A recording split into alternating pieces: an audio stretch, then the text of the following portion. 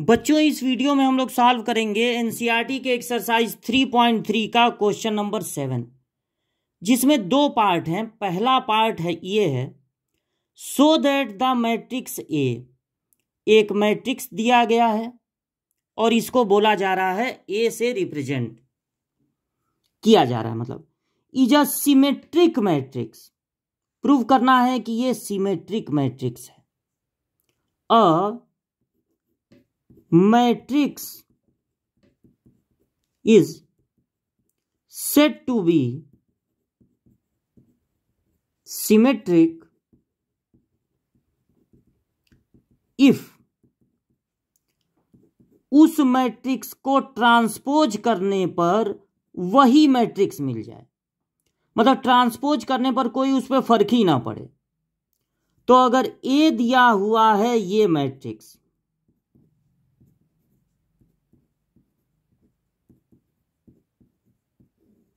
तो आप इसका ट्रांसपोज कीजिए और देखिए आपको क्या मिल रहा है। इस मैट्रिक्स को लिख के इसको आप ट्रांसपोज कर दीजिए। ट्रांसपोज कैसे होता है, या तो रो को कॉलम बना देते हैं या कॉलम को रो। तो पहले कॉलम को आप पहला रो बनाइए, दूसरे कॉलम को दूसरा रो, तीसरे कॉलम को तीसरा रो। ट्रांसपोज आपने कर दिया, लेकिन देखिए किसी भी एलिमेंट का न साइन चेंज हुआ न पोजीशन चेंज हुआ। जो 1 यहां था अभी वहीं है, 2 यहां था यहीं पर है। ट्रांसपोज हुआ लेकिन सारे एलिमेंट अपनी जगह पे हैं, यानी वही आपको ए मिल गया। तो इसका मतलब है कि ये जो ए गिवन है वो एक सिमेट्रिक मैट्रिक्स है।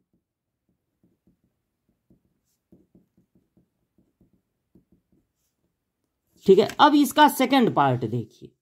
सेकंड पार्ट में एक मैट्रिक्स दिया गया है ए, और कहा जा रहा है, आपको शो करना है कि ये एक स्क्यू सिमेट्रिक मैट्रिक्स है। Skew symmetric. तो अ मैट्रिक्स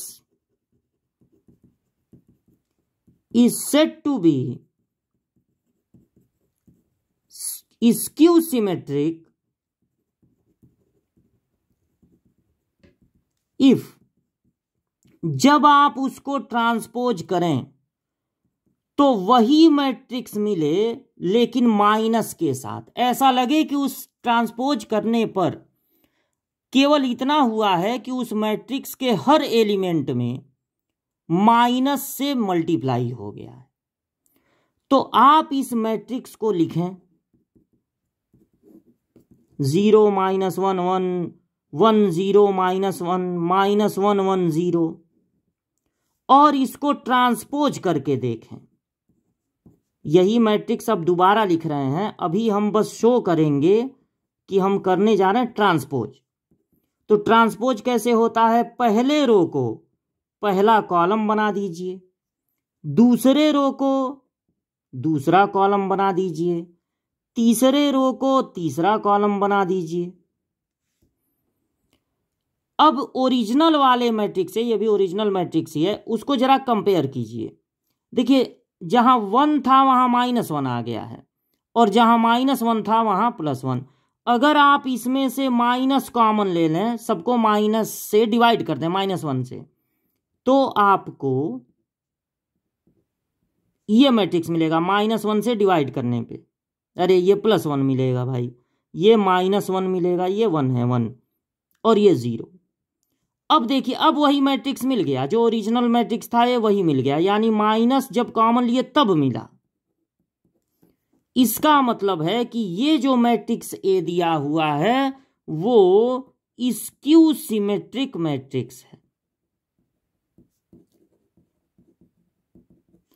तो जब आपको किसी मैट्रिक्स को प्रूव करना हो, शो करना हो कि वो सिमेट्रिक या स्क्यू सिमेट्रिक में से कुछ है क्या, तो आप उसका ट्रांसपोज कर दिया कीजिए। उससे आपको ये पता चल जाएगा कि वो सिमेट्रिक है या स्क्यू सिमेट्रिक है, या इन दोनों में से कोई नहीं है।